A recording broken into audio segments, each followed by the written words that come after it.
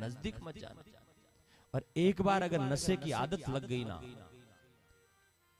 तो शुरू शुरू में तो लगता है कि ओ, कई बार लोग कहते हैं कि ये नशा क्यों लेते हैं, बोले दिमाग पर लोड ज्यादा होता है, थोड़ा फ्री हो जाते हैं।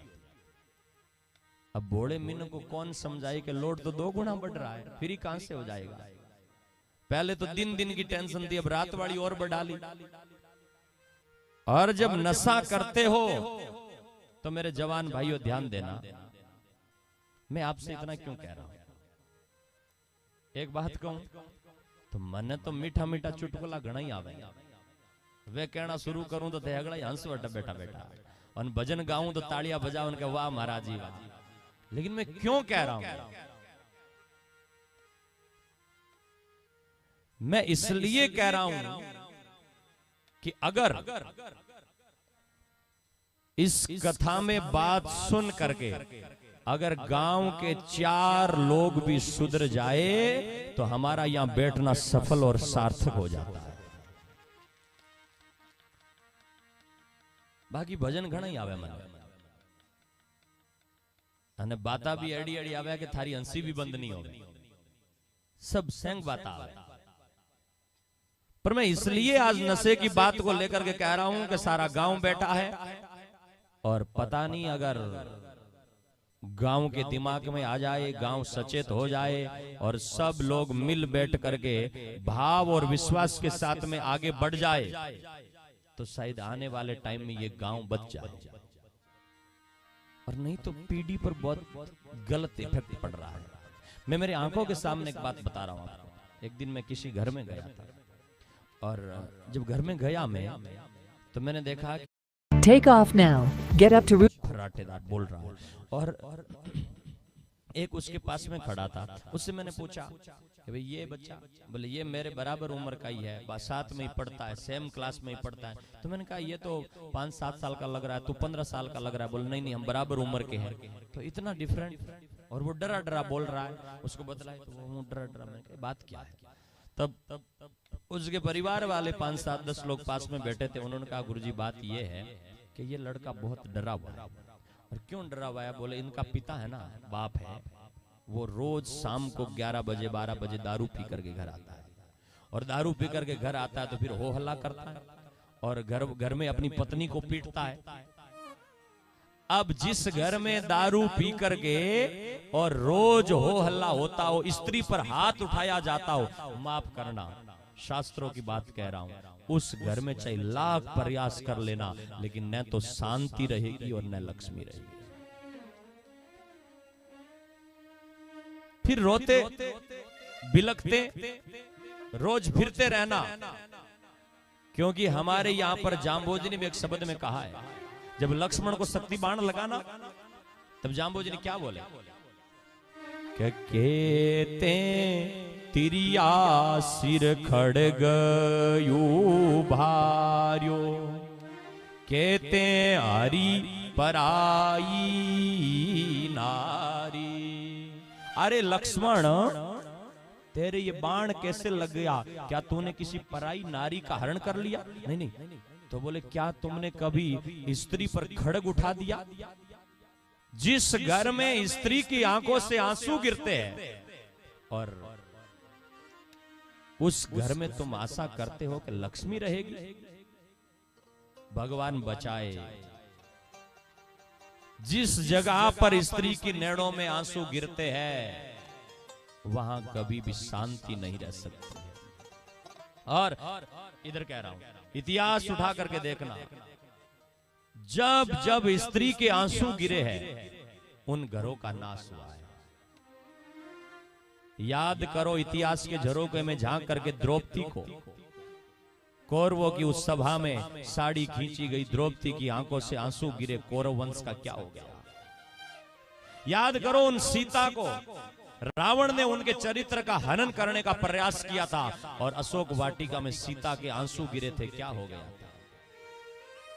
याद करो उस देवकी को जो मथुरा में कंस की जेल में बंद थी और वहां देवकी की आंखों से आंसू गिरे थे, उस कंस का क्या हो गया। याद करो उस कयादू को, जब प्रहलाद को सताया तो कयादू की आंखों से आंसू गिरे थे। होलिका भी लेकर के बैठ गई, कयादू के नैनों से आंसू गिरे थे, उनका क्या हो गया? इतिहास उठा करके देखूंगा तो जिस घर में स्त्री दुखी रहेगी, जिस घर में गाय दुखी रहेगी, जिस घर में बूढ़े दुखी रहेंगे, उस घर में कभी शांति नहीं हो सकती है। इसलिए स्त्री को कभी दुख मत देना, पीड़ा मत देना, कष्ट मत देना। और माताओं, अगर थारो भाई, थारो पति या थारो बेटो दारू बीड़ी इसमें को पीवण लाग जाए तो आंखें में आंसू पड़े कि नहीं पड़े?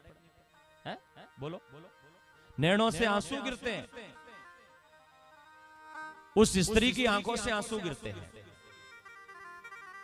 और तुम्हारी जिंदगी बर्बाद हो जाती है। तो फिर उस नशे की तरफ बढ़ने से फायदा क्या होगा? हमारे यहां पर तो कहा गया है कि व्यक्ति को भूल करके भी नशे का स्पर्श भी नहीं करना चाहिए। और फिर नशा करने के बाद में उसे न पत्नी दिखती है, न बहन दिखती है, न माँ दिखती है। उस छोटे से लड़के ने रोते हुए, मैंने कहा किसका बेटा है? तो उन्होंने मतलब एकदम डरावने मन से पिताजी का नाम लिया, फिर डर रहा है। तो उन्होंने कहा कि रात को जब 11-12 बजे आते हैं और अपनी स्त्री को पिटाई करते हैं ना, तो ये छोटा बालक डर जाता है और पास में दीवार लगते हुए घर था, ये रात को 12 बजे दौड़ करके हमारे घर आता है और कई देर डरता है। हम इसको सुलाते हैं और फिर रोते रोते नींद आती है इसको। अब आप सोचिए कि वो बाप क्या संतान का भला करेगा जो रात को 12 बजे दारू पी करके घर आता है, अपनी पत्नी की पिटाई करता है, और वो बच्चे जो तीसरी क्लास में पढ़ रहे हैं, चौथी क्लास में पढ़ रहे हैं, वो रात को जग करके क्या तमाशा देख रहे हैं। और फिर तुम सोचोगे कि वो हमारा बच्चा बड़ा हो करके क्या करेगा। रात को 12 बजे उसकी नींद डिस्टर्ब है, सुबह 6 बजे उसे स्कूल जाना है, और फिर नंबर जब स्कूल में आएंगे तो तुम आंखें निकालोगे कि भाई दूसरों के बच्चे मेरिट में आ रहे हैं और तुम क्या कर रहे हो। इसलिए संतान का उज्जवल भविष्य चाहते हो, उन नन्हे बच्चों की जिंदगी चाहते हो, तो आज कथा सुन करके मन में संकल्प कर लेना कि मरे और चाहे जिंदे रहे, लेकिन जिंदगी में आदमी बाद में नशे का स्पर्श नहीं करेंगे, तो समझना कि हमारी कथा सफल हो रही है।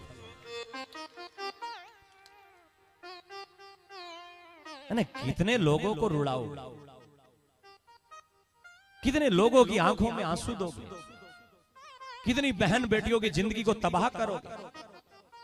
और जिस बाप ने अपनी 20 साल की जवान लड़की को पाला पोसा, अपने काळजे के टुकड़े को आपको भला समझ करके विदा किया, उस बूढ़े बाप के कानों में जब पड़ती है कि जवाई सा नशे में ही पागल रहते हैं, तो उस बाप पर क्या गुजरती है, उस बाप की आत्मा कितनी रोती है। और ध्यान देना, ये हमारी बहन बेटियां भी माँ बाप का नाक रखने के लिए और बाप की इज्जत रखने के लिए नशेड़ी की पीछे भी जिंदगी गुजारती है। इसलिए नहीं कि आप ज्यादा सुंदर हो गए ना, रुपए हैं इसलिए नहीं, वो केवल मेरे माँ बाप जो है, उन माँ बाप ने विदाई करी है, और पता नहीं आज नहीं तो कल, कल नहीं तो परसों समझाते समझाते परिवार बस जाए और मेरे माँ बाप की नाक न कटे। इसलिए मेरी लाखों बहनें जो हैं वो गरीब घरों में या अमीर घरों में भी इसमें एक डोडा हुक्का पीने वालों के पीछे भी रह करके और गर्दन नीचे करके जिंदगी गुजारती है कि कहीं मेरे कारण परिवार पर आंच न आए और माँ बाप का जीवन बर्बाद न हो, इसलिए वो जीवन गुजार देती है। तो अगर आपको समझ में आए तो मेरा एक निवेदन मानना कि जीवन में नशे के पास में मत जाना। जाम्बोजी ने मना किया, और जाम्बोजी के बाद में जब समाज थोड़ा स्थितियों से डामाडोल होने लगा, समाज बिगड़ने लगा, तो इसी हरियाणा के एक महान पुरुष संत विलोजी महाराज आए, और उन विलोजी महाराज ने क्या कहा। आज कई कई जगहों पर जब सूचना सुनने के लिए मिलती है तो काळजा रोता है कि धर्म को छोड़ करके लोग कहां जा रहे। और अगर आपका धर्म चला गया तो मेरी बहन और भाइयों, तुम विशेष करके याद रखना, धर्म चला गया तो मिनख में और पशु में कोई फर्क नहीं। धर्म चला गया तो डांगर और मिनख एक जैसे हो जाते हैं। केवल खाना पीना सोना जागना उठना बैठना परिवार पालना इतना ही काम है, और धर्म मिट गया है तो उसमें और पशु में कोई फर्क नहीं। जब समाज बिगड़ने लगा और समाज गर्त में जाने लगा, नशा सीखने लगा, तो वीलो जी ने नशे को लेकर के क्या क्या ध्यान देना।